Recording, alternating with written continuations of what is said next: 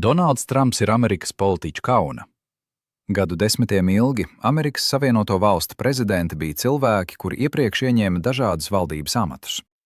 Baidens, Klintone, Obama, Bušs, Reigans – šie cilvēki vispirms kāpa pa karjeras kāpnēm, pakāpeniski ieņemot svarīgākas ievēlētās amatus un pēc tam kļuva par prezidentiem.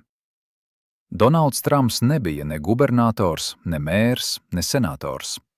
Viņš neieņēma nevienu valdības vai ievēlētu amatu, bet viņš uzreiz kļuva par prezidentu. Jo Amerikas politiķi, kuri visu savu dzīvi ir pavadījuši valdības amatos, nespēja tikt galā ar Amerikas krīzi. Neviens to nespēja. Ne republikāņi, ne demokrāti.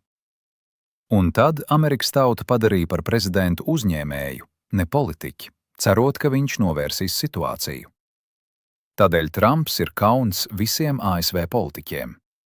Republikāņiem un demokrātiem. Visiem. Bet pats Trumps arī nespēja tikt galā ar krīzi.